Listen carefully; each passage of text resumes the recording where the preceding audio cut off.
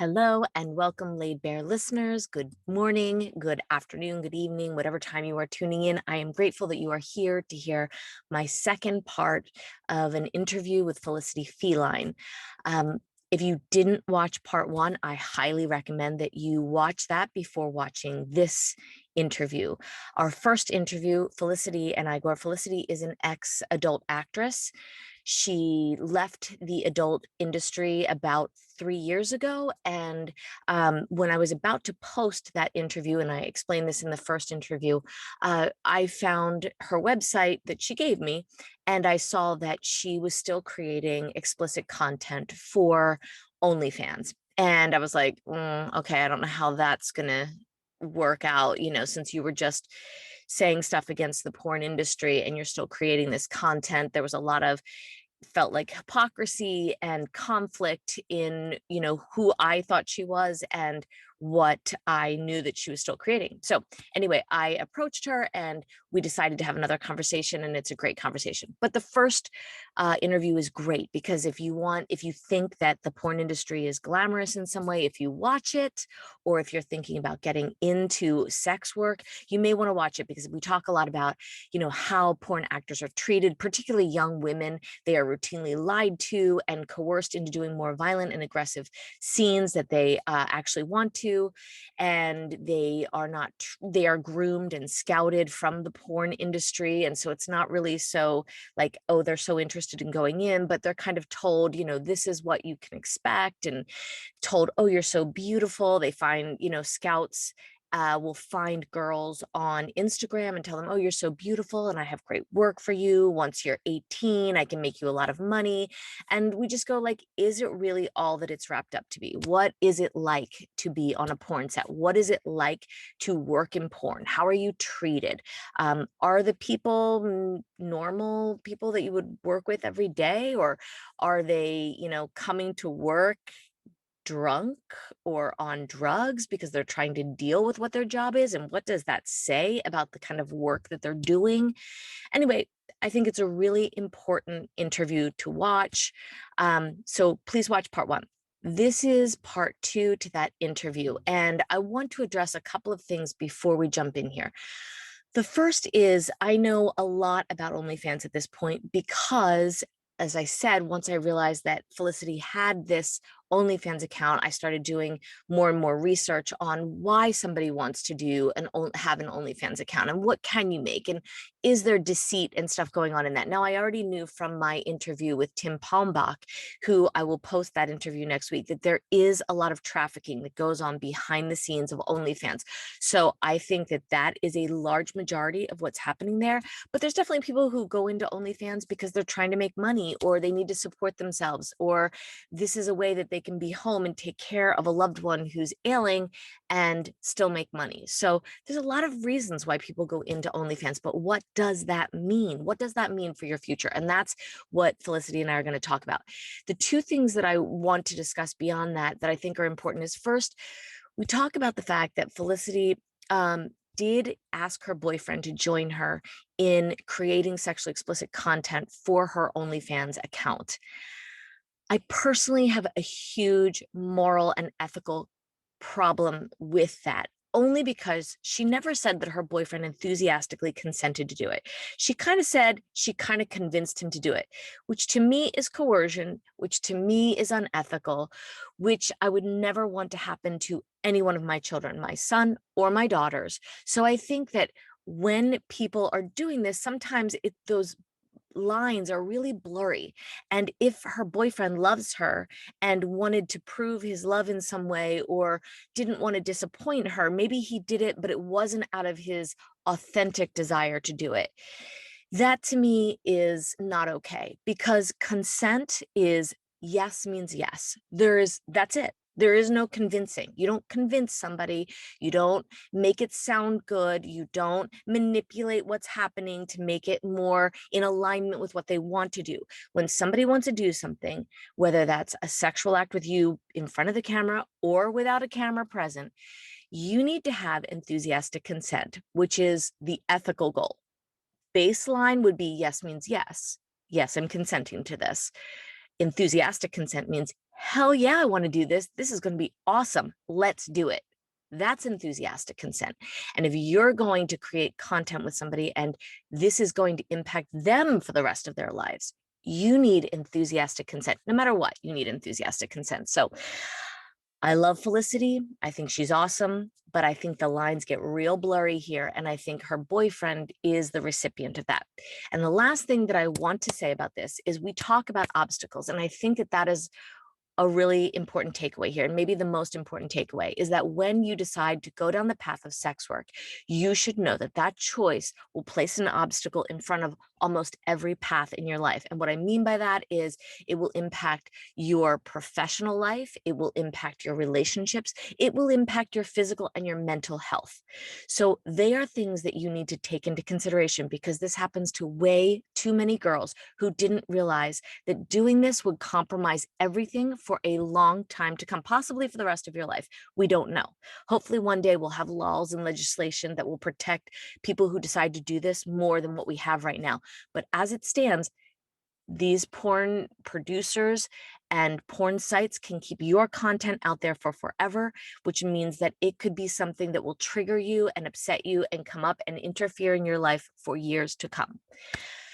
So let's jump into my conversation with Felicity, and thank you for joining me once again. Felicity, you and I are talking for our second time because it wasn't really a hiccup. You and I met because I reached out to you based on some videos that I found of you online where you talked about the porn industry, and you were awesome and wrote back to me, and we had amazing conversations. And maybe I didn't fully grasp the extent of all of the work that you still do, but I know you're multifaceted and you're doing a lot of things. So when I was going to post our first conversation, which I'm going to post as a separate conversation, if you haven't heard the first conversation, I recommend you listen to that first, because Felicity knows so much about the industry, the porn industry, what would I call it? The negative side of it, the lies, the perception versus the reality of pornography. So we had that conversation, and it was only afterward that I realized that you still maintain a OnlyFans account, which would be still producing sexually explicit material. And I thought, I can't really put this up online without you and I having a discussion about how you feel about maintaining an OnlyFans account, and also speaking out about the harm and the dangers of the porn industry. So we are actually going to have that conversation right now. For anybody who was like, wait, hold on a second, I looked her up and I can see she has this stuff. And so we don't want anyone thinking like you're not aware of what their perceived ideas of hypocrisy might be. And we're going to talk about why this is a really important topic, and how it's a part of your life and what your feelings are in it. So that said, I'm going to hand this over to you for you to sort of start with how you're feeling about it and what you were just actually saying to me about like the hypocrisy of it. Yeah, no, I mean, thanks for letting me clarify all this, because it's tricky. It's been a really tricky road transitioning. And like, I guess that's kind of the main thing I should say. It's the transition out of the adult industry can be really difficult for people, right? Because over the years, you're used to making money in a certain way that for some people, it's easier, right? It's easier than having a 9-to-5 job where you have to show up every day to a place and you're on a schedule. And I've personally never been a person that thrives in that type of environment. And I mean, I'm a college educated person. I have a background in nutrition, and I have a license, and I'm a yoga instructor. Like I have that aspect of my life, right? But I've tried 9-to-5 jobs. I've worked in clinics. I've worked in doctor's offices. I've done all that.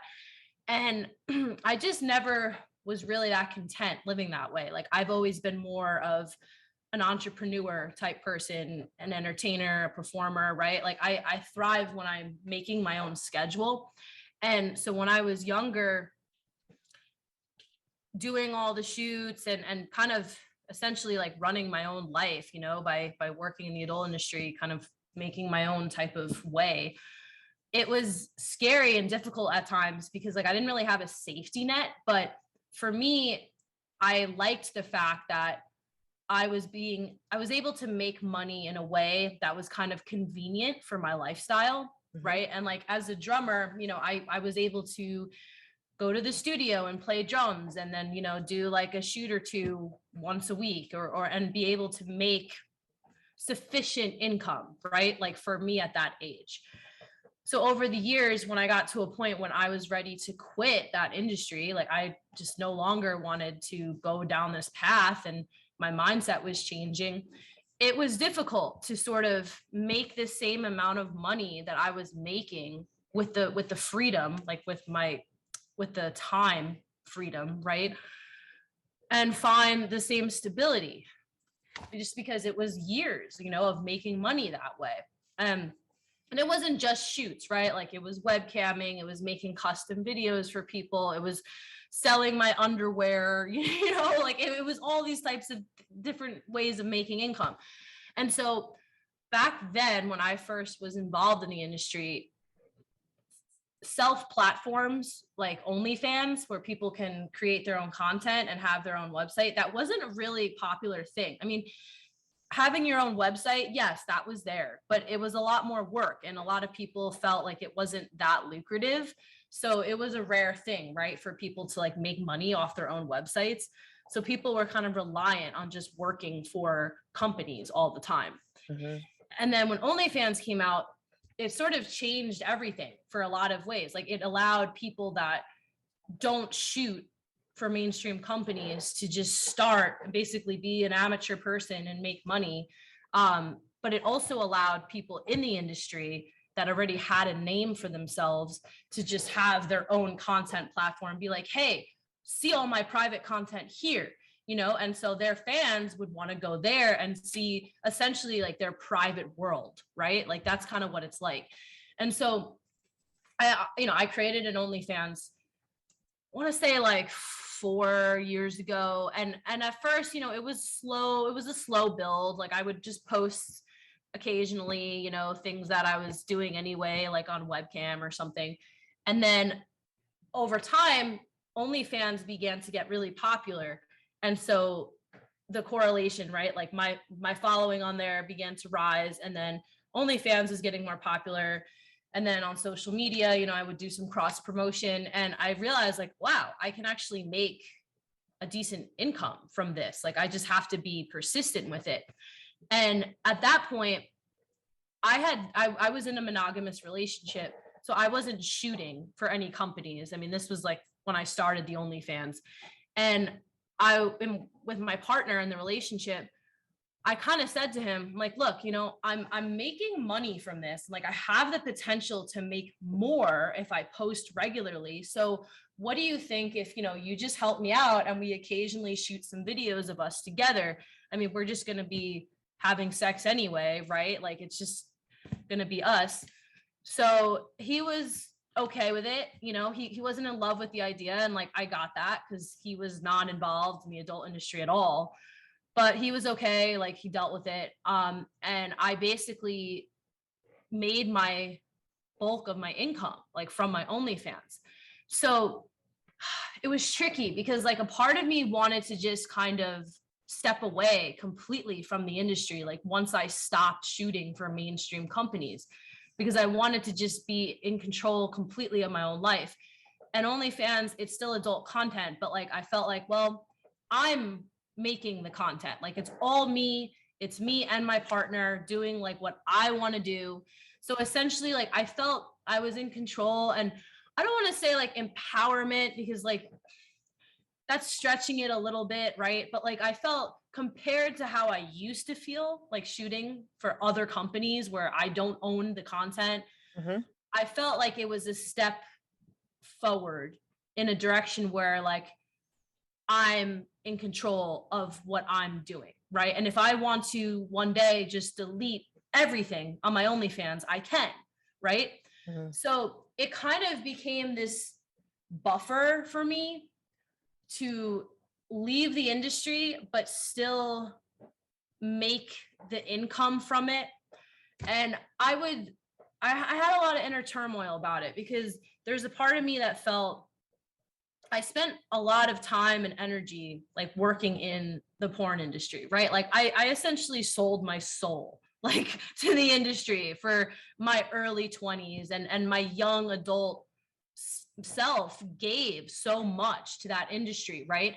So a part of me almost felt like, well, they took so much from me. I want to at least have something like walking away from this, that I'm still going to make income for the entirety of however long I want to be involved, right? Like however long I'm going to put myself out there, I want to be able to make money from what I did, Yeah. right?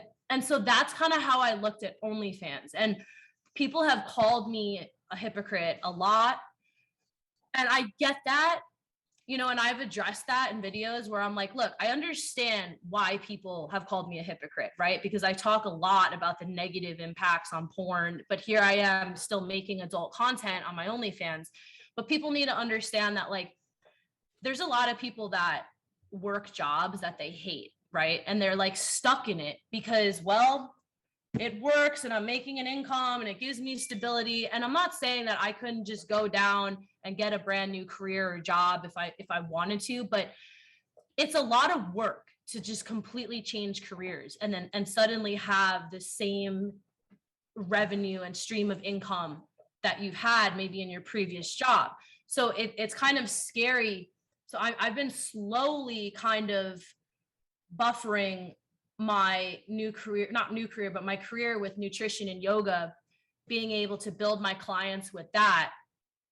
But I can't completely jump into that yet because I'm not financially secure. You know what I mean? Like I can't rely on that completely. So like the OnlyFans gives me that safety net, right? But then I'm slowly working on my other path. Mm-hmm. So one day I don't have to use the OnlyFans anymore, right? And then I have the option to just delete it. So that's been my mindset, and that's how I look at it from an outside perspective. Like I can understand why they're like, oh, you know what, you're just lazy. You can just go get a job and be like everyone else and work a 9-to-5 job. And like, yeah, like I understand that, but people need to understand I've put so much energy and time and vulnerability and putting myself out there for almost 10 years essentially of like putting myself out there, exposing my life to people. It's kind of nice to benefit from it a little bit, like I'm taking something back from this. So I think that's the best way I could explain it. I hope that makes sense. Yeah. I mean, before we started recording, I said to you, and I'm going to just repeat it for the audience's benefit. And I said that I've sort of gone 360 on this whole thing of OnlyFans. I think wherever you have a power dynamic, which happens when anyone has any sort of power over you, and that could be your client on OnlyFans, that could be your pimp, that could be the producer of a porn video, it could be your sugar daddy, whatever it happens to be in that sexual dynamic. When somebody has money, they have power over you. So yes, I agree with you. I think you are more empowered than if you were working for a production company that's producing porn. And I understand the allure of it. I'm not sitting here in judgment of you at all. I think it's really an important thing that we have to talk about. I don't think there's an answer, I guess, is the bottom line.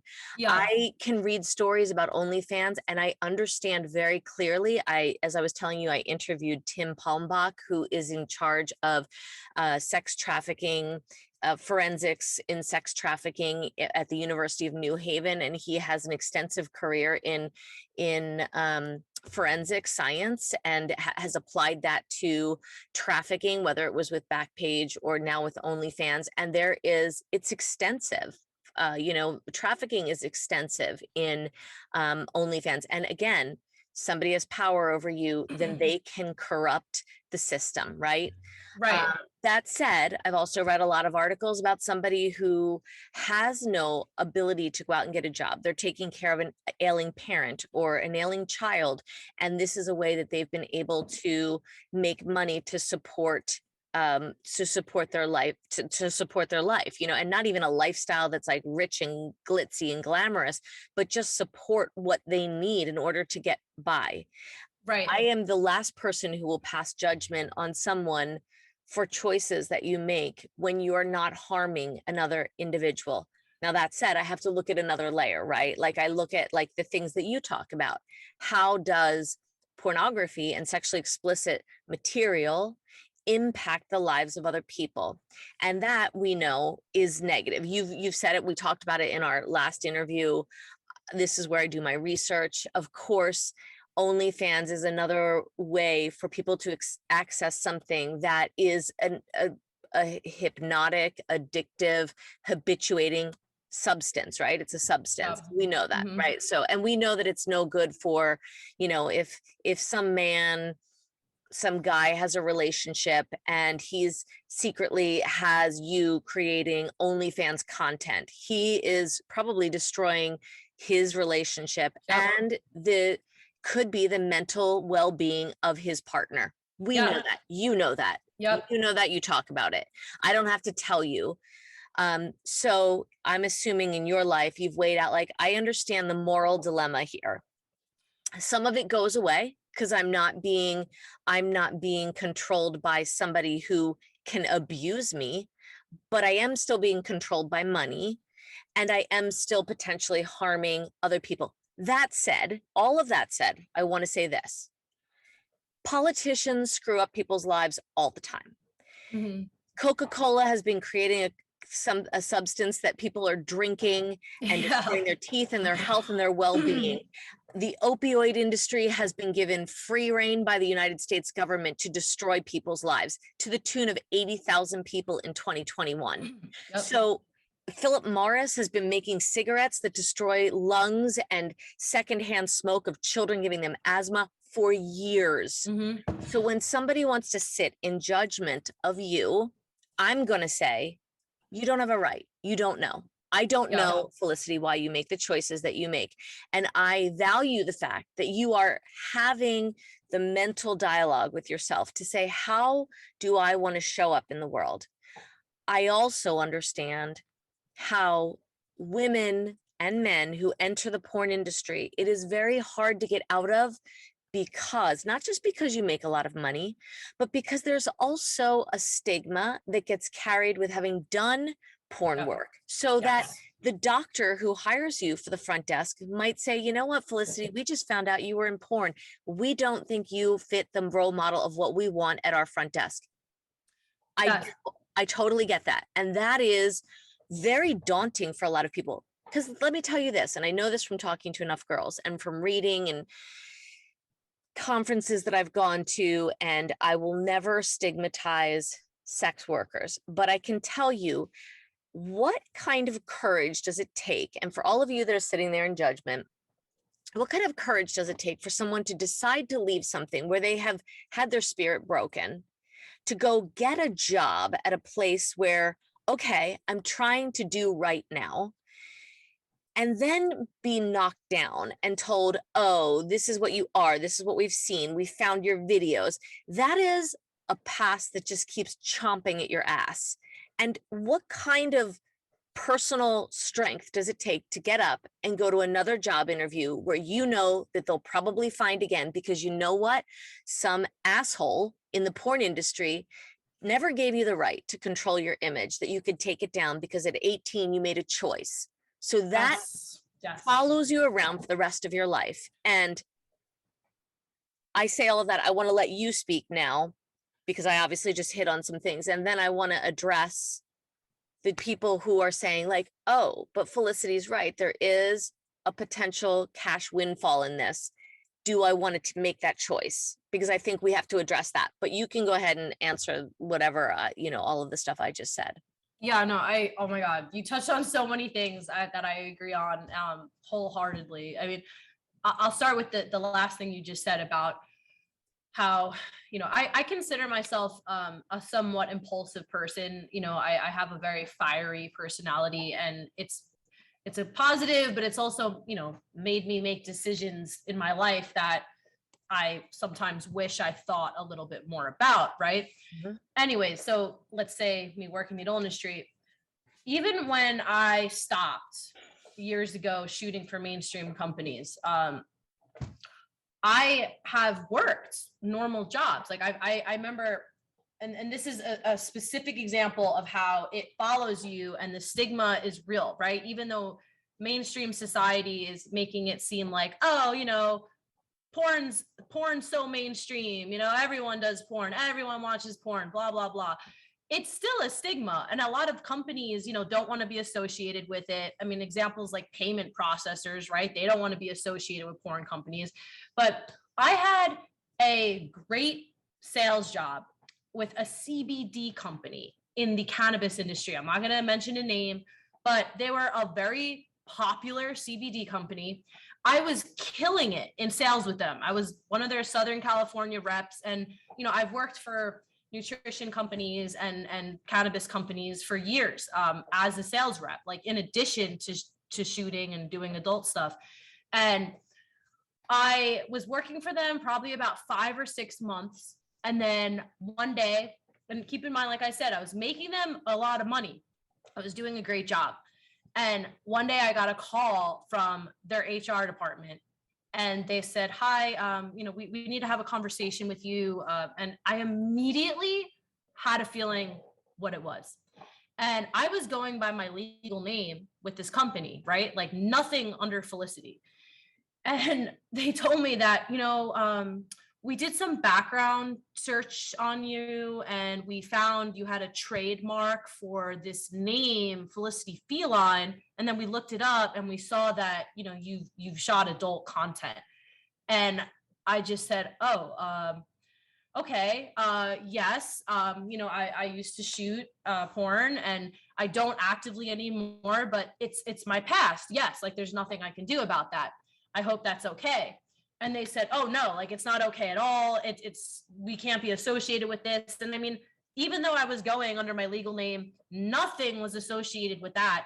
They fired me.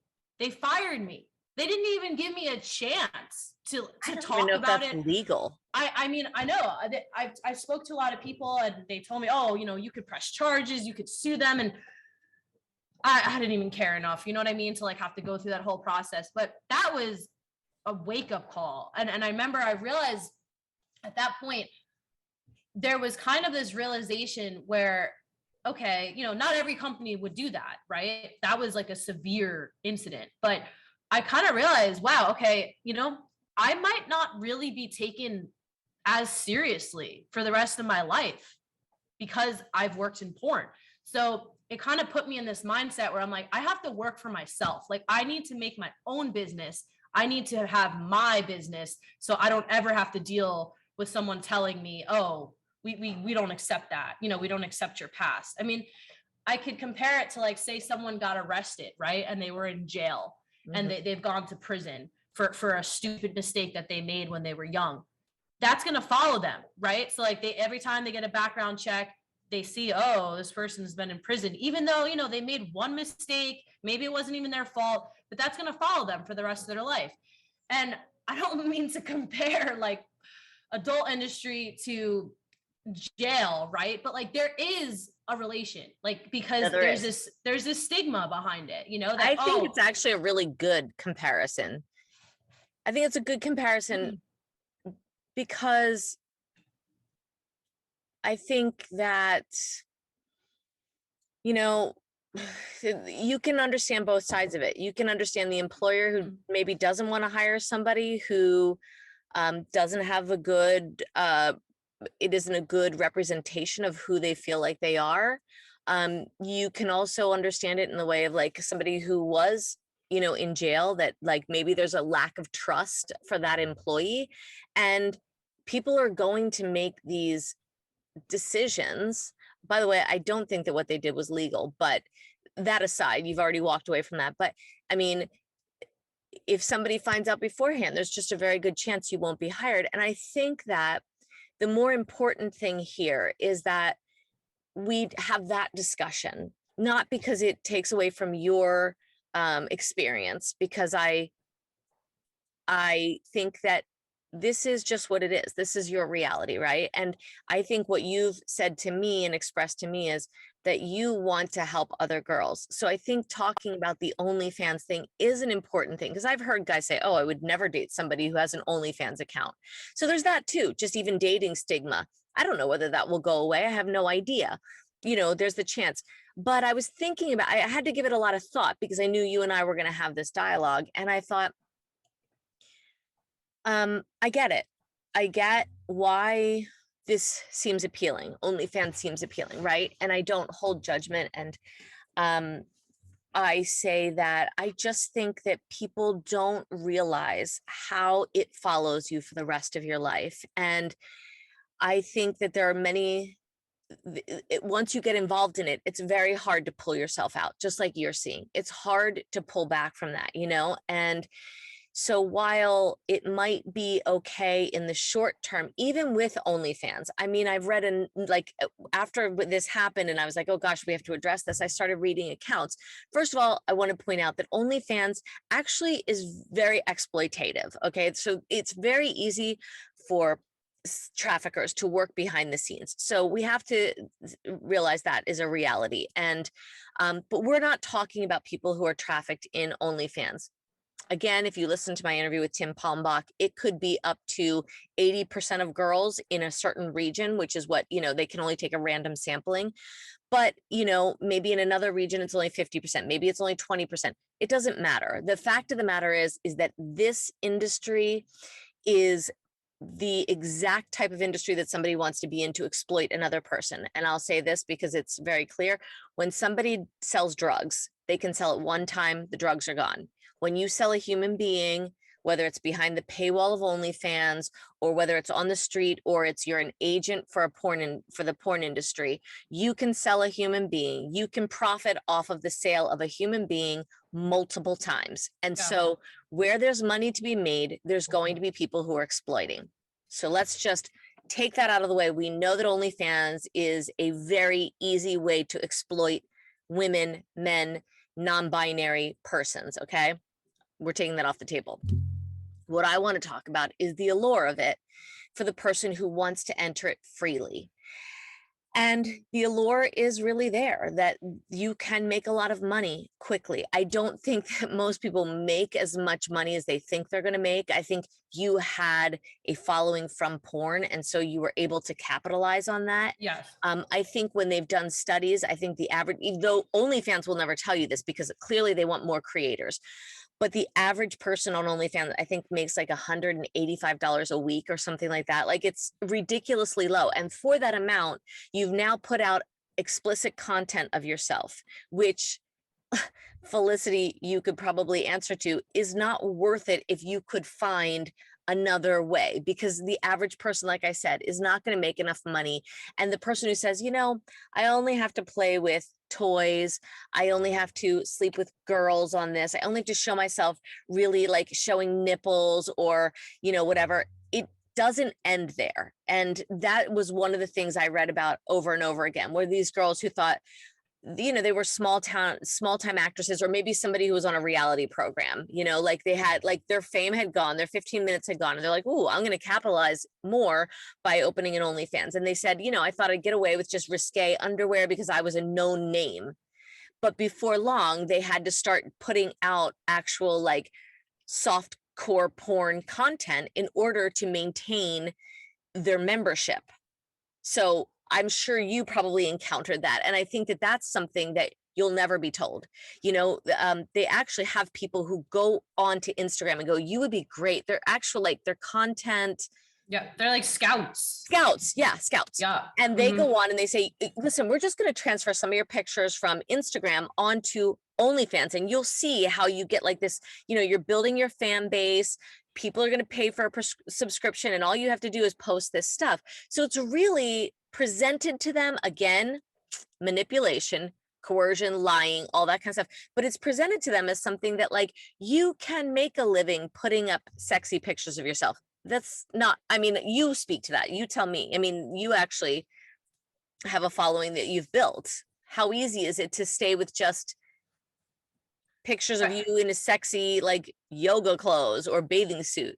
Right. So a few things. I mean, one thing I want to say, when I was telling the story before about getting fired from the cannabis company, you know, there was a reality check where, you know, I couldn't take it personally in a sense, right? Because something I did have to accept in my life is that I made the decision to be in the adult industry. Like I've made these choices. So sometimes some people are not going to accept that and they don't want to be associated with it. Sometimes people are accepting of it.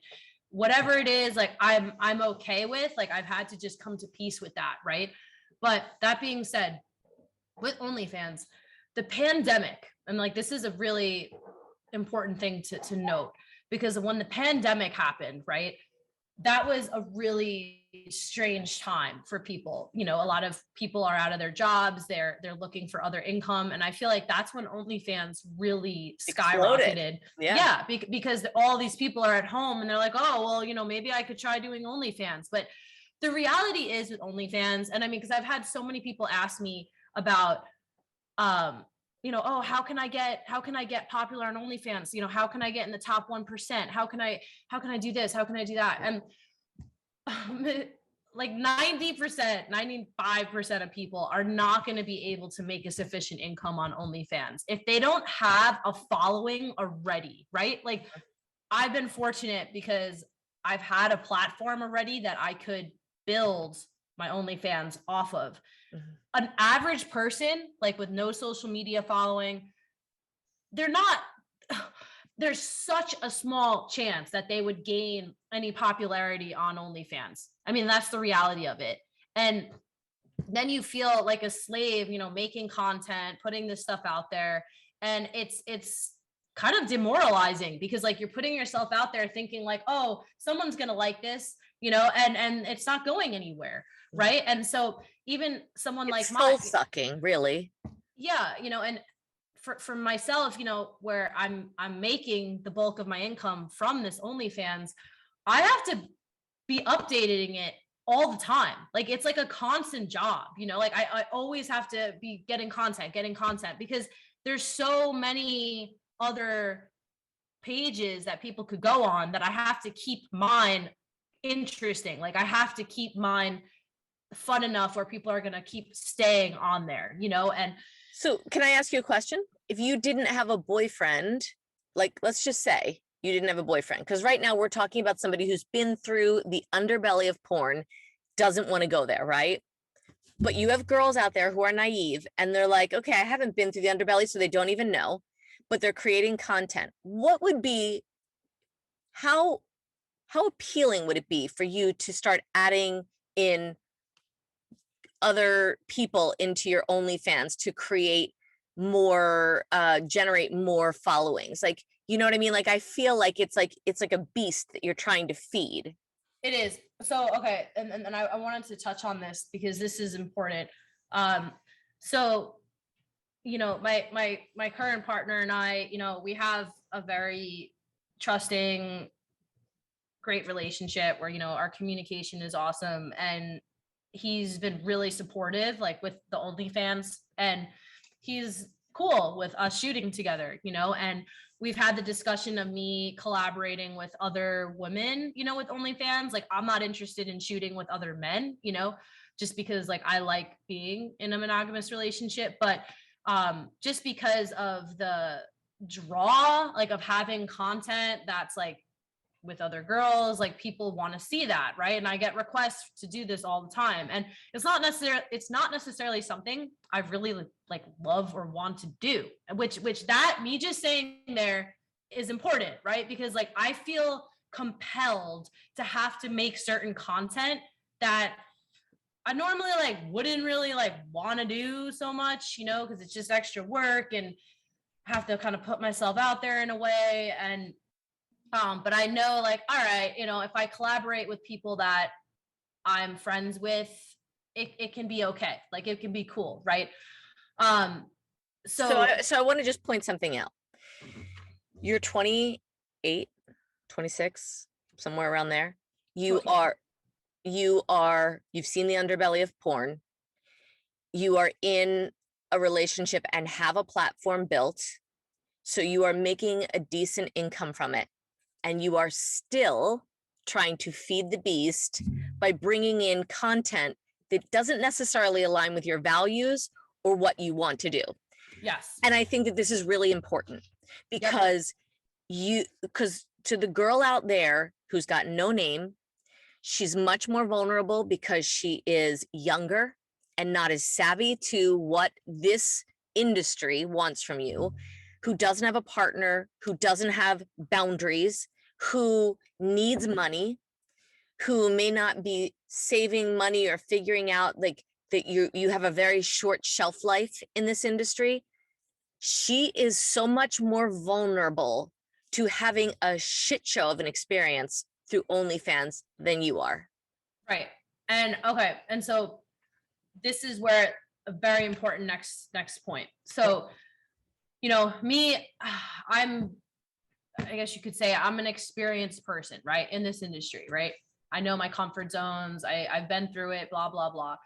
But there is this constant feeling of competitiveness, right? Because it really is a competitive thing. I mean, there's so many other places people could go to see content. So I have to feel like, my content is unique and good enough where people are going to want to continuously subscribe to me.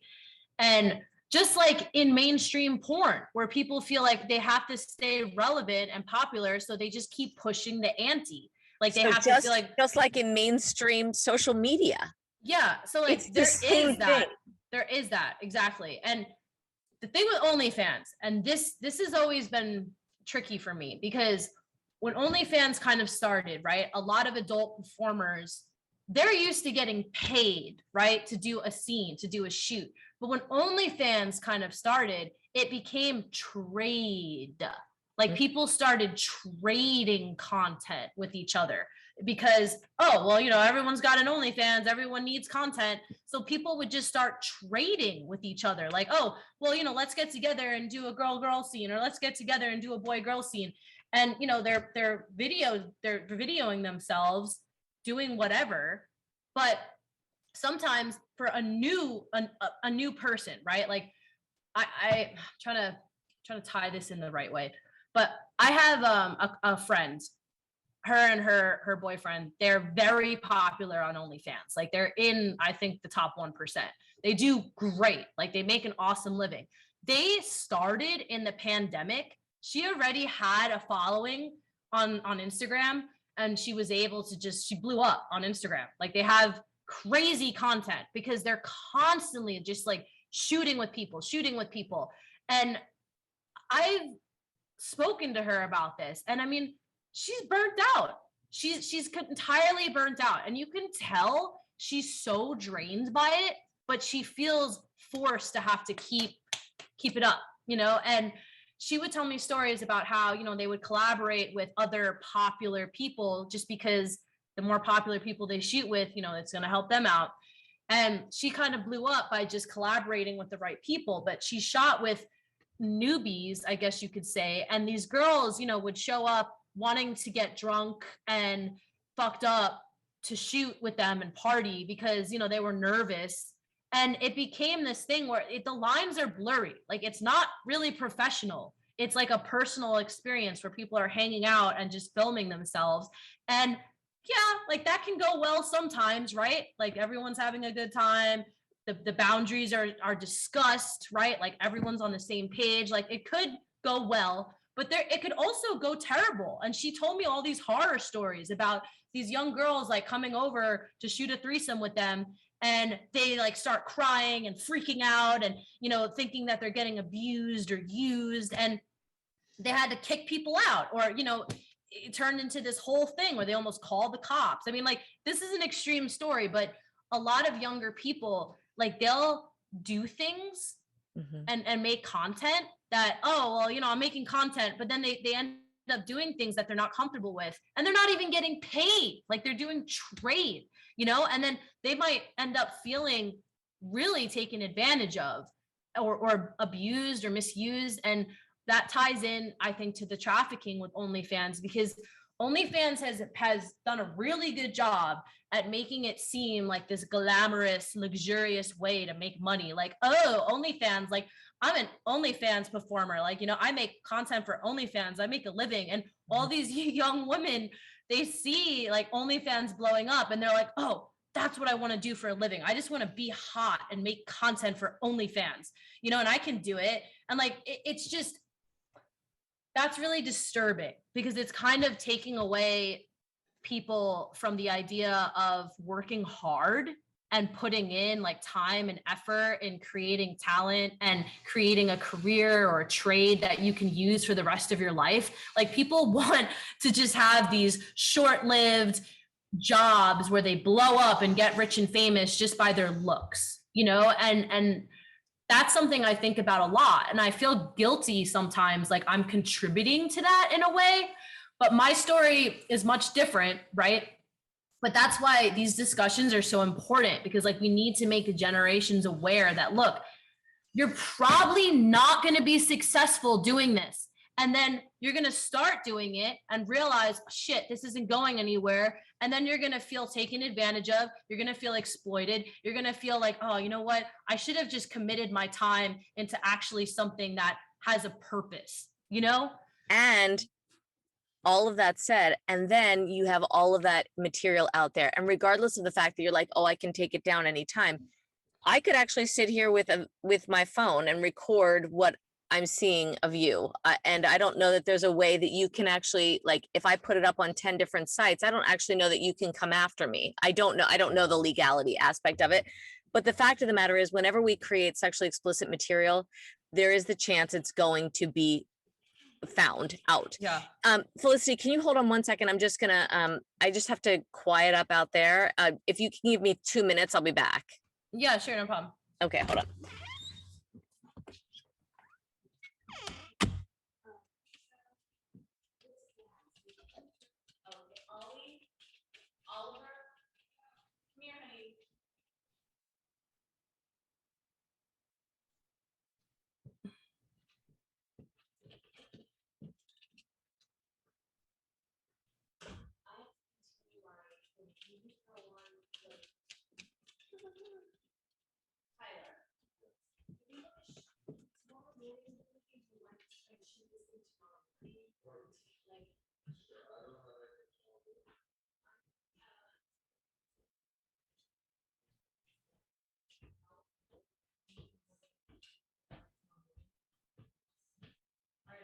Tomorrow morning we'll do it, and then we'll do dinner around 7 tonight. Okay, I'll be off in about 20 minutes. Okay, sorry about that. That's okay. So, the other thing I wanted to say was, oh, Tyler, I'm still recording, so can we just kind of keep the, that's okay. Now it's trying to keep everyone quiet when everyone's back. Anyway, but I guess my point was, what I want to say is, like, when you're 18 years old, like you and I spoke about, you are not, like you said, like I made these decisions, as just information about the brain. Your brain isn't actually even fully formed until you are 25 or 26. So you're making these life altering choices before your brain is actually even making the best, decisions for you. You don't even have the ability. The prefrontal cortex is just not fully formed. So, that to say that, like, while you made that choice when you were 18 and other people are looking at you and you're saying, like, I have experience in it. Like, these girls are coming in, they're hearing this. And if you and I have a responsibility to paint and to tell this story accurately, because we know that their brain is making the same kind of impulsive choices that you made at 18, right? Right. So, right. And I mean, and like, let's be real too, as far as,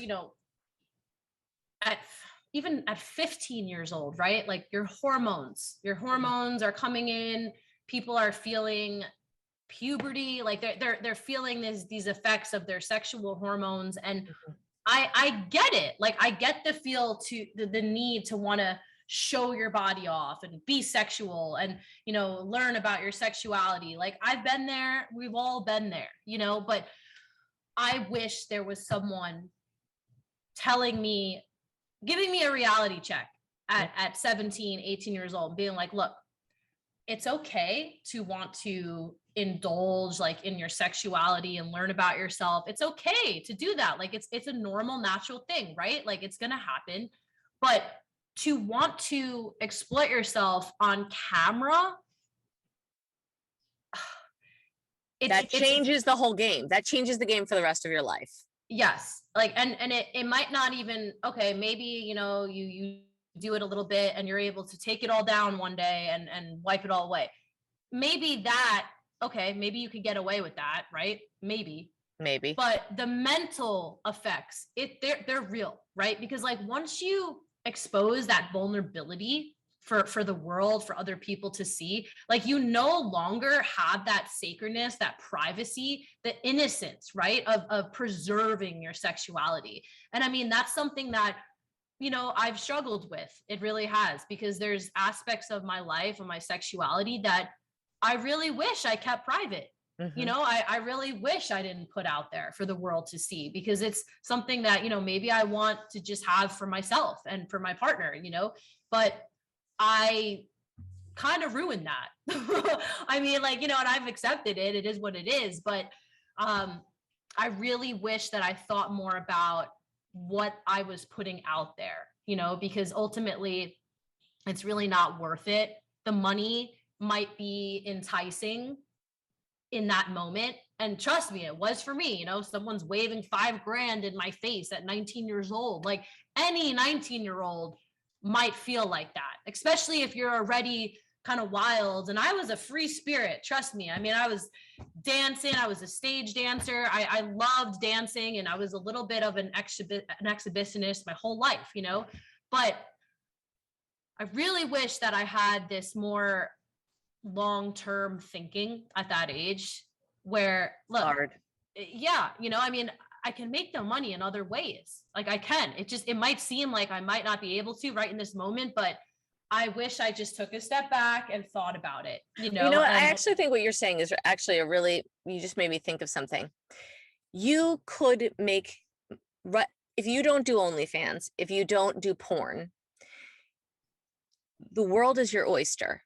When you do porn and you do OnlyFans, you've literally set obstacles in front of the rest of your life. yes, oh my God, yes. Now you have to jump through all of these hoops, cross all of these obstacles that someone doesn't have in front of them. Other Yes, it's people who don't make that choice don't have those obstacles, and you've literally put obstacles in front of yourself. yes, yes, exactly that.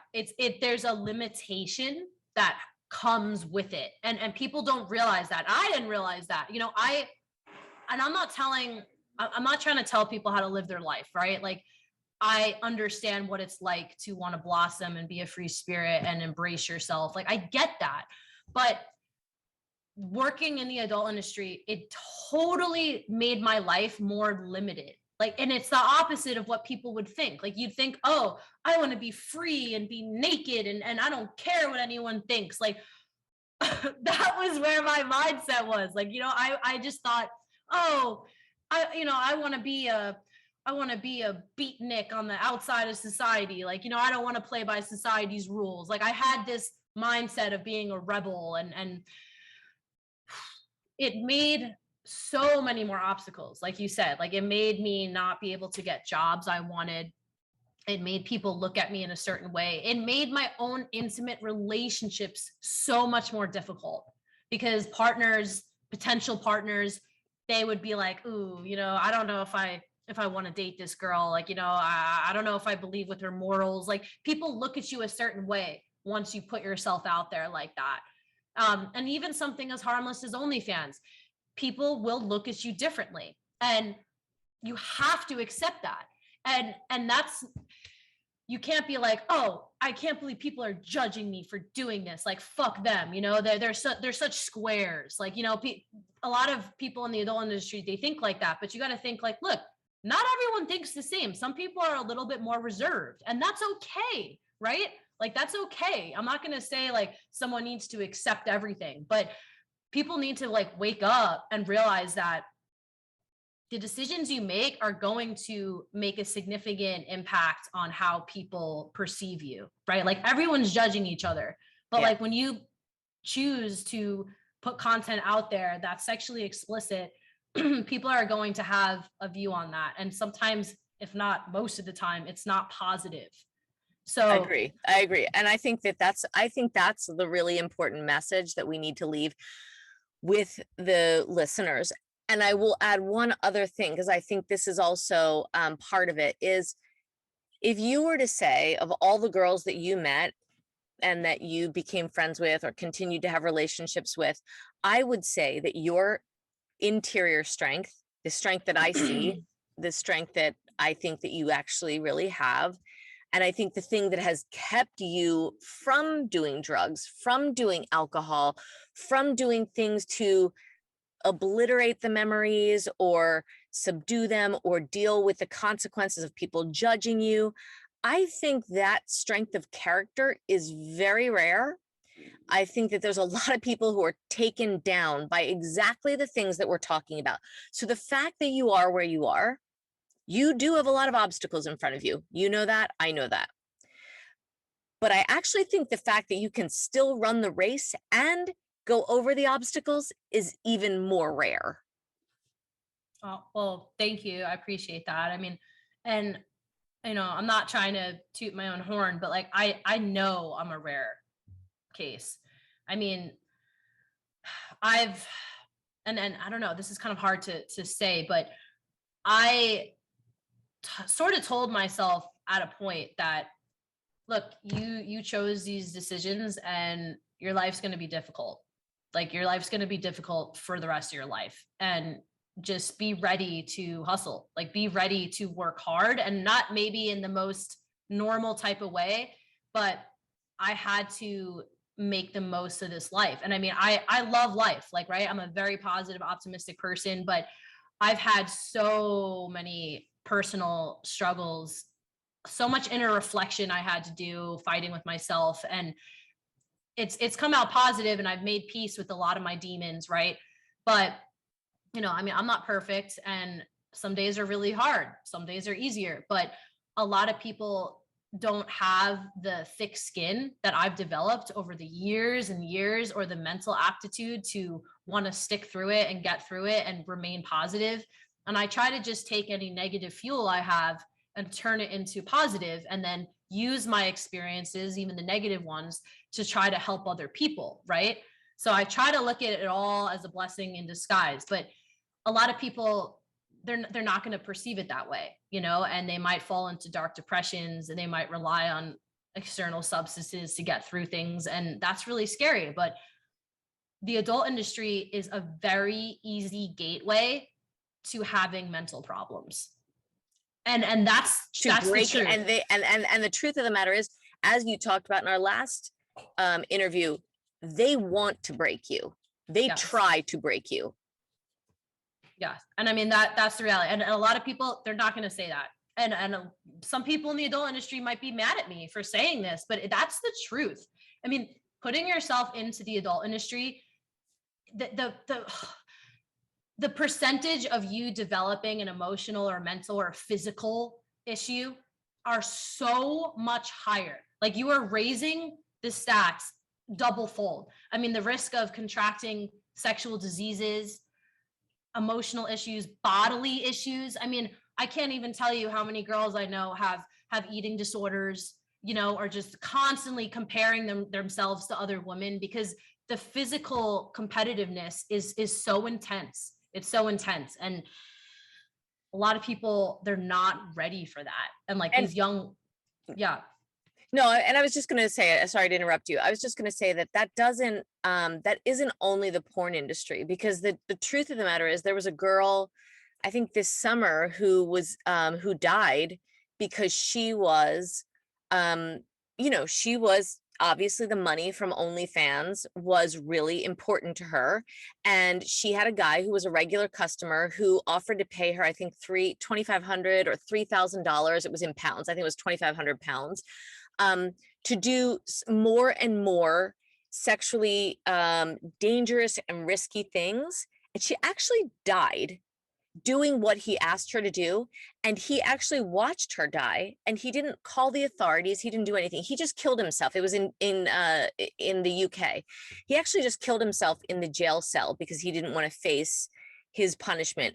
But when they went in and they looked at his website, I mean, in his online activity, he had a lot of snuff films and things like that. So when people think, oh, the danger is only going to happen on a porn set, that's not actually true. There are as many stories of young people who are trafficked, like we were saying, the people who are the talent scouts, so to speak. You know, all of these people have, you know, they're not in there to put a pretty girl on OnlyFans. They know very well the path that she's going to go down. They know very well the pressure she's going to be put under, she, he, they put under to create greater and greater explicit content. They know very well what they are introducing you to. So right now, you might say, oh, I don't know. I just hear about all of the good stuff of OnlyFans. And maybe you'll be one of the lucky people who make it through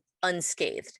But the fact of the matter is, there's just too many opportunities that are being capitalized on more and more every day. So if there's a way to exploit, if there's a way to make more money off of you, to see you do more extreme content, there's going to be a way to do that. And like you said, it's not just the competition to be skinny, it's the competition to make more money, to have bigger boobs, to be prettier, to be more liked, to have more, you know, clients, to do more extreme stuff, because that's keeping people. Clickbait, that whole idea, it doesn't just exist in porn and just doesn't exist on, you know, your news feed. Clickbait is clickbait no matter where you go, and human beings have gotten used to being shown things that are more extreme. So before someone else was pushing the envelope, now you have still people pushing the envelope, the exploiters, but you also have an internalized need to push and exploit yourself. Right. Totally. And I mean, people are,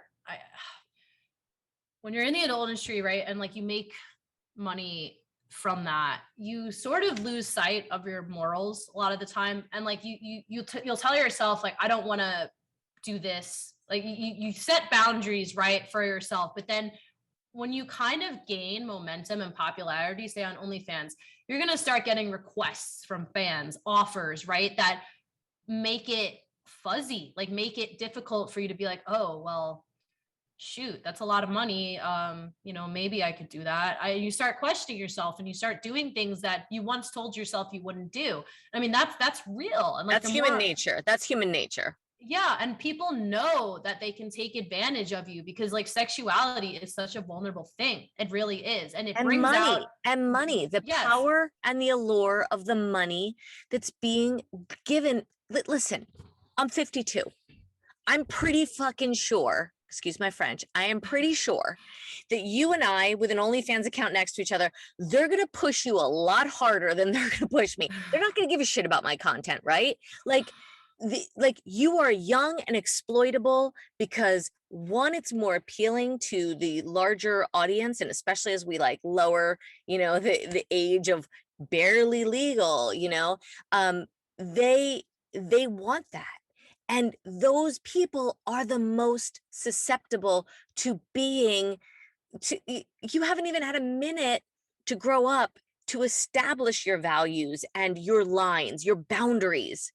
Yeah, It's exactly. very easy to have your boundaries crushed and pushed because you haven't even had a lifetime experience of these people who are 30, 40, 50, twice your age, asking you to do something. And you're like, oh, all right, well, I mean, okay, and totally. And like people get off to the innocence, right? Like they get Yes. off to the idea of seeing a person do something that they don't want to do, like the degradation aspect to it. And I mean, one thing too is that like I've experienced this myself, right? Like even though I'm making content with my partner, and I try to look at it as like, oh, well, this is authentic and we're making love and we're doing things that we're going to do with each other anyway, right? But even as someone as seasoned as I am, I've gotten scammed all the time. Like I get scammed. I run by scammers constantly. I mean, people that they want a webcam or do a Skype or buy a custom video. They've sent money and then requested it back because they say, oh, this is an adult performer, you know, scamming me. And then the payment processors will give them their money back because I'm in the dark zone because I'm the adult performer, right? So I'm looked at as the bad way. I mean, I've gotten money stolen from me. I have people asking me all the time, oh, do you need an agent for OnlyFans? Like, just give me your account information. I mean, the amount of scam that is associated with the adult industry is so sickening because that industry, I hate to say this, sexuality brings out the worst and the best in people, right? So you can have the most beautiful, intimate experiences with another person or people that is amazing. But then the dark side of sexuality is that it is like literally the most vulnerable aspect of human psychology. Like I don't know how else to describe it, but like Yeah. you know, and so people will prey on that. And you know what? I think I don't know that it matters.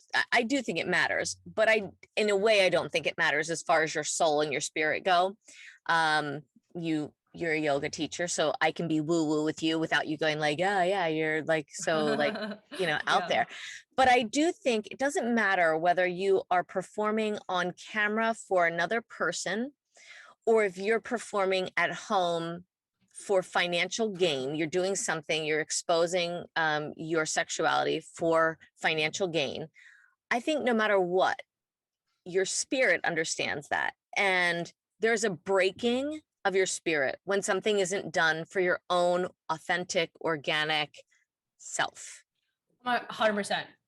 And like, as someone, I'll kind of summarize this real quick, but I mean, as someone, you know, I've been an athlete my whole life. You know, I'm a drummer. I mean, I've always been a very physical person. Like I've always been very in tune with my body, and I'm a very sexual person.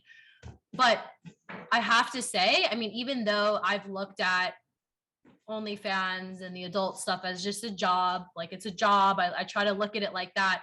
It is, I have to desensitize myself and sort of disassociate majority of the time when I'm filming, unless it's like I'm really doing something fun with my partner and we're just having fun or whatever. But I'm doing things constantly where I have to numb myself mentally and emotionally because I wouldn't be doing this in real life. I mean, majority of the time, like I would not be wanting to do this, but I'm doing it because, well, it's an easy $250 for a custom video. Like, you know, it's an easy $500. Like I have to kind of accept that mentally, but there's a part of you that kind of checks out and it breaks you down slowly and slowly and slowly. And then I get to these points where, you know, I'll tell my boyfriend, I'm like, I don't want to film anything. Like, I don't want to do any content. I need a break. Like and a lot of people, they will burn themselves out so quickly, emotionally, physically, and mentally. And that has long-term effects. I mean, whether people realize it or not, but people need to be aware of that because a lot of people aren't, you know, and like we said, it's looked at as this glamorous way to make a living, but it's not glamorous.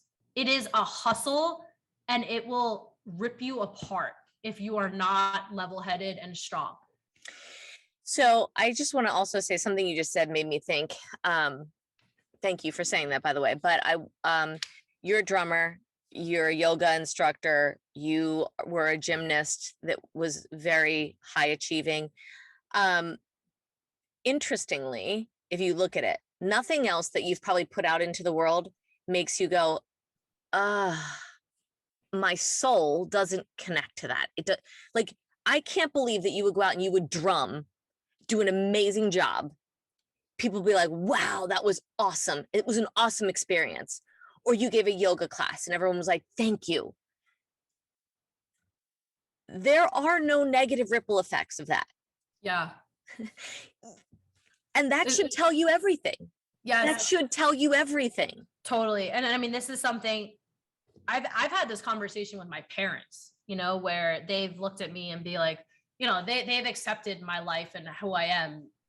But years and years ago, you know, they would sit me down and talk to me and be like, look, you have so much talent, you're beautiful, you're smart. Like, why? You know, why would you put yourself into this industry where you're devalued? And I would have to explain to them, look, you know, I made a decision. I'm trying to make the most of the situation, blah, blah, blah. But I would always tell myself, because like, you know, after a performance where I'm drumming, right? And people are like, wow, you're a great drummer, great job. There's this amazing feeling that I put something out into the world that is beneficial, right? Like it's had a positive effect on other people. When I have a nutrition or yoga client, I'm helping their life. Like I'm helping improve their life.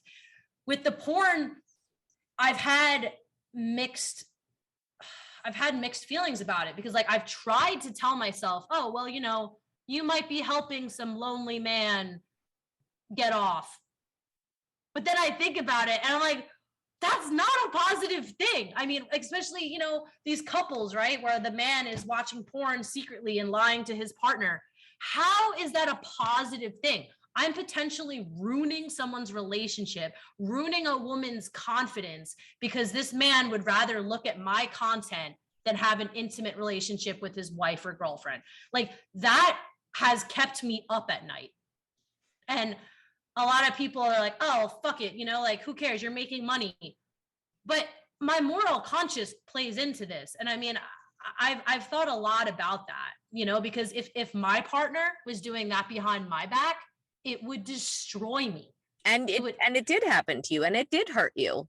Exactly. And I've been through that. And that made me very hyper aware of intention and communication. And if two people, you know, have a conversation about it, and the guy's saying like, look, I'm not getting what I need from you, and so I'm going to be doing this, like at least there's communication and honesty. I still don't agree with it, but like there's communication and honesty. But a lot of the adult industry has this sort of the secrecy around it, where people look at it, oh, well, this is my private world and blah, blah, blah. I mean, it's ruining intimacy. It's ruining intimacy. And OnlyFans, even though I'm a part of it, it's no better.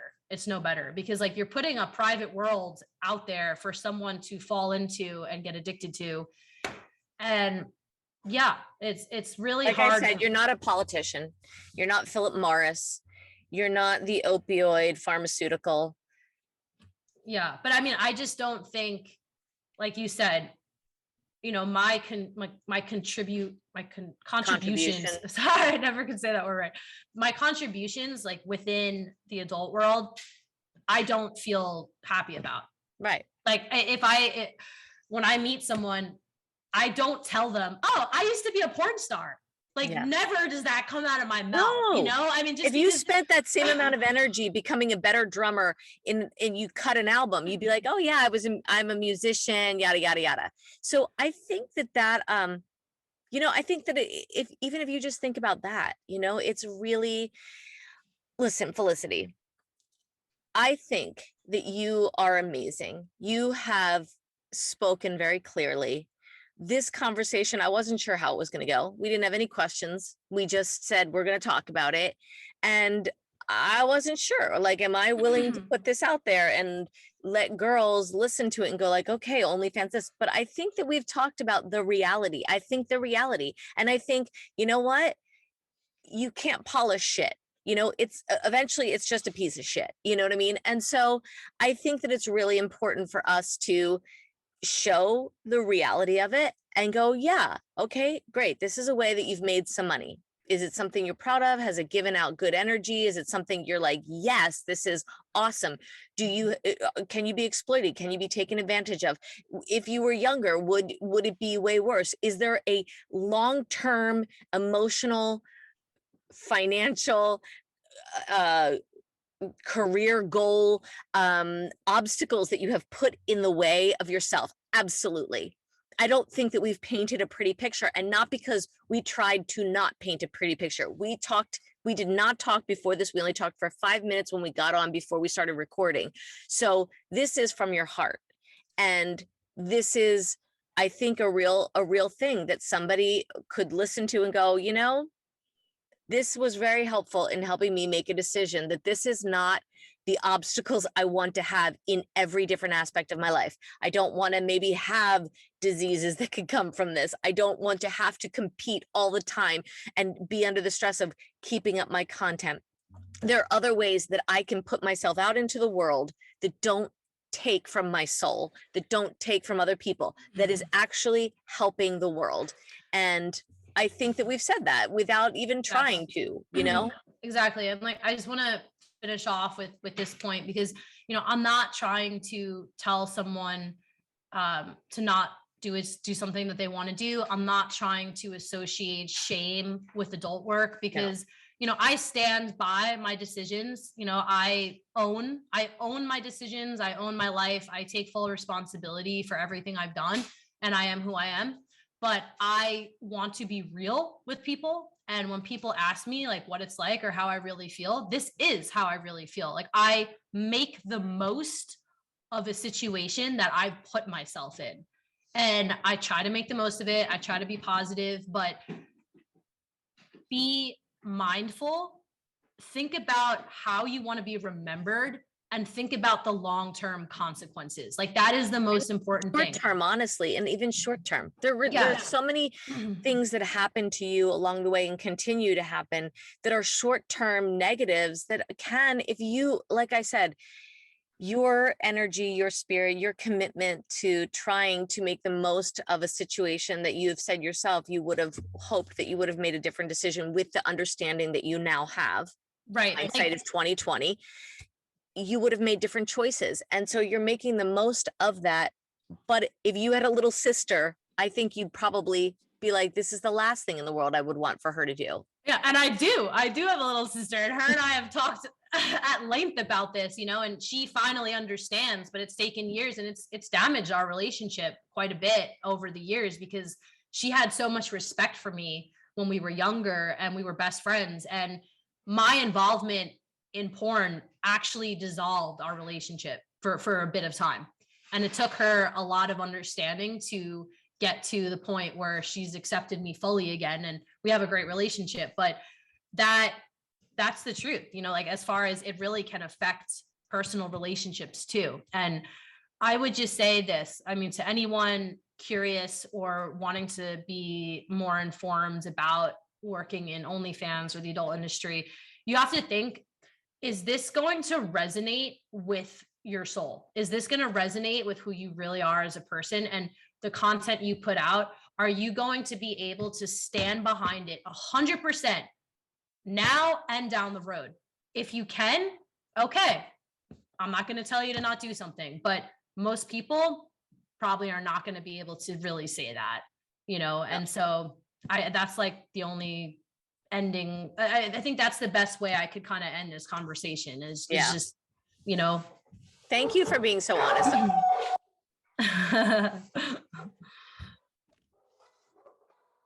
Cooper. Oh, I had a dog named Cooper growing up. You did? Yeah.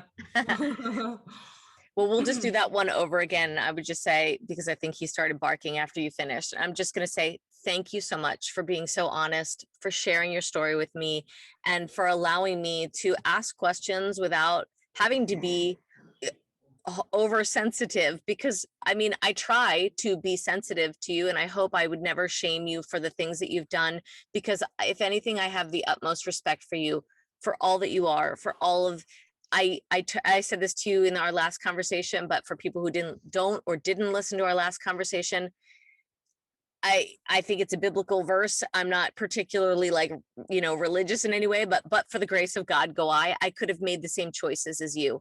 I can imagine the temptation and the lure of all of the things. And I was you when I was younger. I did have no boobs. I was underdeveloped. I did have so many friends who were, everybody thought they were so sexy. And I wanted that for myself. I understand why you make it. And I also make impulsive choices. I'm very ADD. I'm like, okay, so I get it. I get it. We had different paths and trajectories, but we're the same, Yeah. and I don't hold judgment against you. I think you're an amazing human being, and I wish you all the best.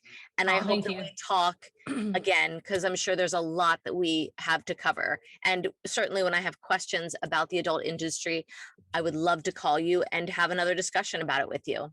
Yeah, absolutely. I love talking with you. And I think we're very much aligned on a lot of things and on the same page. But yeah, I agree. Good. Well, we'll talk soon. Thank you so much. Thank you. Take Bye. care.